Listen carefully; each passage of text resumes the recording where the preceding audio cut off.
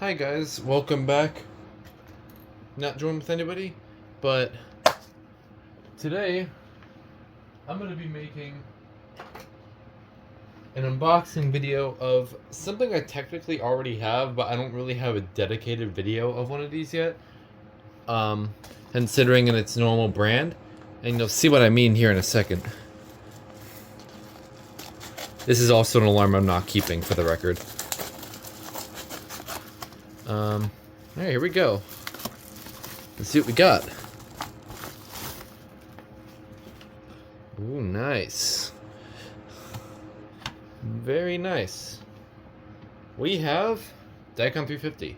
And this is the genuine Dicon 350. It's got the bulb. I'm not going to bother twisting it off. But I'm going to show you that this is a genuine Dicon one. Actually, no, it's not. This is the same model I have. Because when I saw the listings on Marketplace, yeah, it's ULC listed, but this was sold in Pittsburgh. That's interesting. I didn't know that.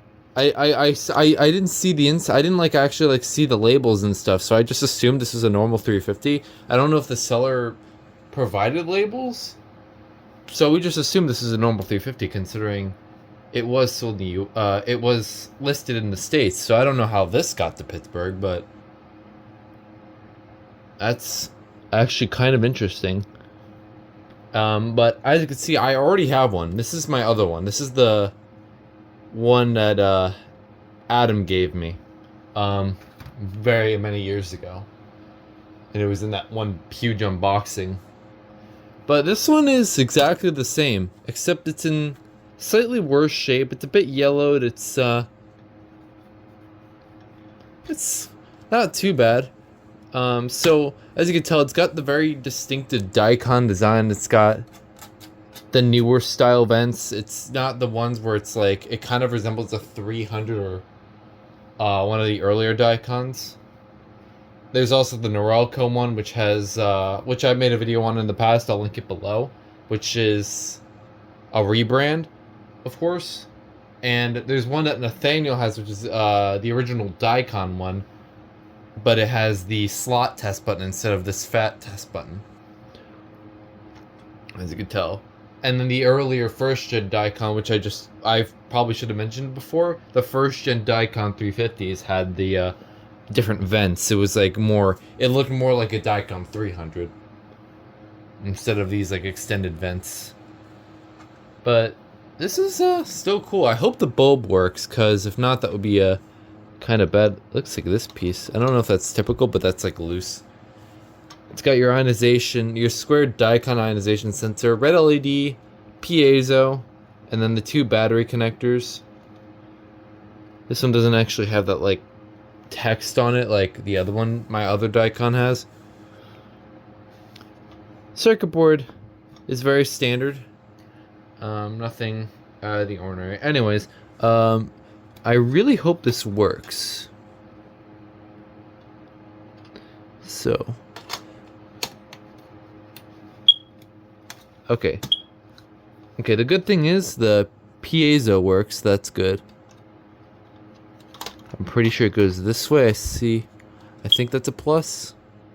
Yeah, that's a plus. Alright, let's get this closed up. And let's test. Yep, it works. So it's kind of dim, but I'm sure that could be fixed. It probably is just my batteries.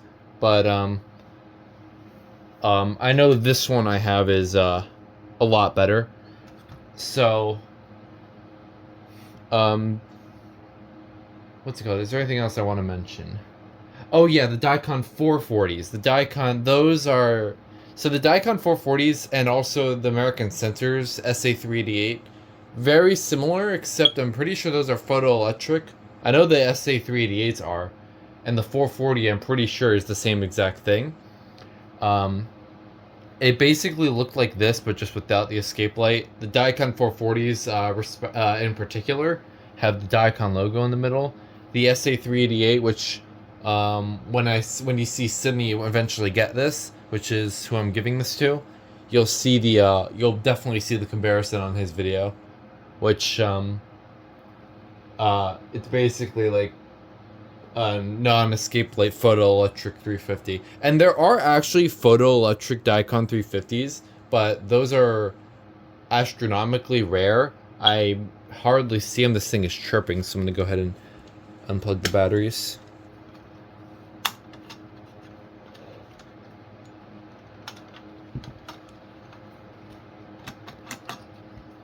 As far as I'm aware, there was never a dying sound for these.